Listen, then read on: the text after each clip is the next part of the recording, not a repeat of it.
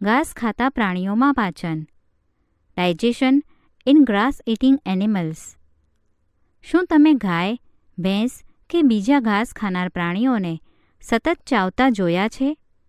ત્યારે પણ જ્યારે તેઓ ખાતા ન હોય.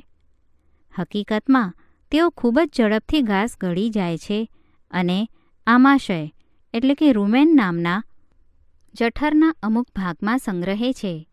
અહીં ખોરાક અર્ધપાચિત હોય છે, જેને વાગોળ એટલે કે કડ જઠરમાંથી પાછો જતો ખોરાક કહે છે.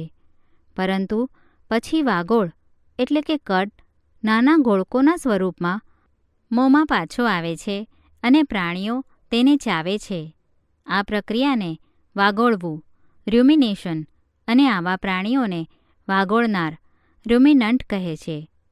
ઘાસ એ સેલ્યુલોઝથી ભરપૂર કાર્બોદિત છે.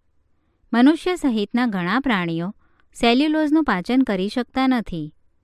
વાગોળનાર પ્રાણીઓ પાસે નાના અને મોટા આંતરડા વચ્ચે કોથળી જેવી રચના આવેલી છે, જેને અંધ્યાંત્ર કહે છે.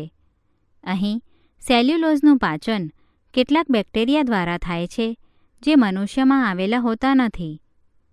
તમે ઘણા પ્રાણીઓ જે પાચનતંત્ર ધરાવે છે તેના વિશે અભ્યાસ કર્યો છે, પરંતુ ઘણા નાના સજીવો છે જે મુખ કે પાચનતંત્ર ધરાવતા નથી.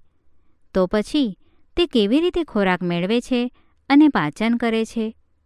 હવે પછીના વિભાગમાં ખોરાક મેળવવા માટેની અન્ય રસપ્રદ પદ્ધતિનો અભ્યાસ કરીશું.